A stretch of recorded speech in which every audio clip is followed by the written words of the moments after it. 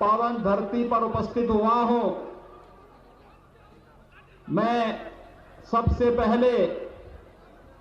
आदिशक्ति मां भगवती कामाख्या की इस पावन धरती को नमन करते हुए आप सबका हृदय से अभिनंदन करता हूं। भाइयों बहनों, महाबाहु ब्रह्मपुत्र को नमन करता हूं। भारत की लाल नदी के रूप में विख्यात और असम के सुख दुख, समृद्धि और यहां की सभ्यता संस्कृति की वाहक महाबाहु ब्रह्मपुत्र, जो यहां के सपनों को, यहां की आकांक्षाओं को और असम की सच्चाई का संवाहक भी है, इन सब की प्रतीक महाबाहु ब्रह्मपुत्र को नमन करते हुए भारत रत्न भूपेन हजारिका ने अपने एक प्रसिद्ध गीत में महाबाहु ब्रह्मपुत्र महामिलनोर तीर्थ, इस भाव के साथ इसकी महिमा का गान किया है। यह ब्रह्मपुत्र और इसके तट के लोगों के महामिलन का तीर्थ है असम, और इसलिए असम की इस धरती को मैं कोटि कोटि नमन करते हुए आप सबका हृदय से अभिनंदन करता हूं, आप सबका मैं स्वागत करता हूं। हमारे लिए ये बहुत प्रसन्नता का विषय है कि धरती शंकर देव की भी धरती है। भारत के सांस्कृतिक राष्ट्रवाद के परम पुरोधाओं में से शंकर देव रहे हैं। शंकर देव के कारण ये धरती बच पाई थी, अन्यथा कांग्रेस की अगर कूटनीति चलती और कांग्रेस का षड्यंत्र सफल होता तो यह धरती भी उसी प्रकार से भारत के लिए खतरा पैदा कर देती, जैसे घुसपैठियों ने बहुत सारे क्षेत्रों में कांग्रेस की तुष्टीकरण के नाते आज राष्ट्रीय सुरक्षा के लिए खतरा पैदा कर दिया था। लेकिन मैं उस महापुरुष को आदर करता हूं, सम्मान करता हूं, जिन्होंने राष्ट्रवाद की अलग जगा करके उस कालखंड में इस धरती को सुरक्षित रखने में अपना योगदान दिया था। शंकर देव के, श्रीमान शंकर देव की इस धरती को मैं कोटि कोटि नमन करते हुए भारत के सांस्कृतिक राष्ट्रवाद के उस महापुरुष के प्रति विनम्र श्रद्धांजलि भी अर्पित करता हूं। भाइयों बहनों, शंकर देव ने हमें, श्रीमान शंकर देव ने हमें घुसपैठ की समस्या के प्रति सचेत किया था,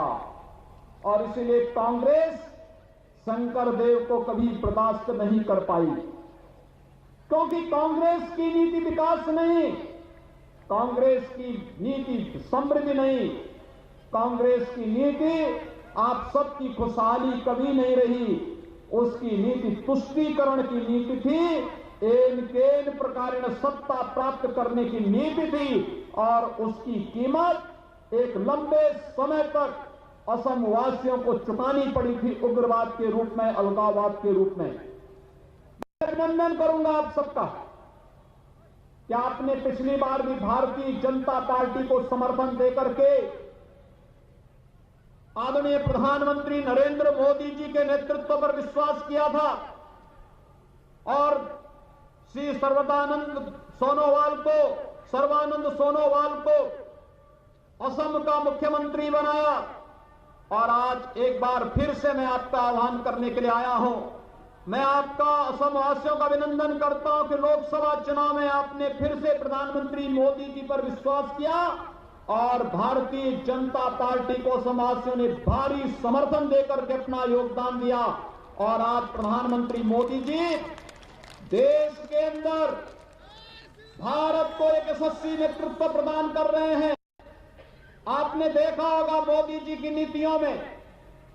न जाति का, न क्षेत्र का, न भाषा का, भारत के किसी नागरिक के साथ कोई भेदभाव नहीं, विकास सबका, सबका साथ, सबका विकास, सबका विश्वास के भाव के साथ सरकार कार्य कर रही है, लेकिन तुष्टीकरण किसी का नहीं, इस भाव के साथ कार्य करने की भारतीय जनता पार्टी की, मोदी जी के नेतृत्व की सरकार का यह कार्य आज भारत को विकास के एक नई ऊंचाइयों पर पहुंचा रहा है। भाइयों बहनों, हमारा पूर्वोत्तर भारत विकास की आस देखता रहता था। पूर्वोत्तर भारत का विकसित विकास नहीं हो पाता था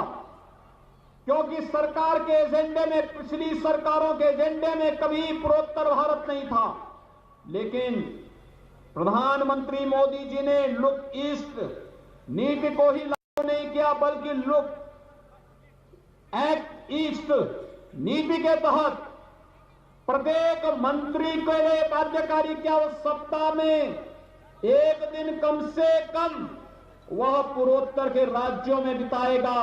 और अपने विभाग के, अपने मंत्रालय की नीतियों की समीक्षा करेगा, जमीन पर जाएगा,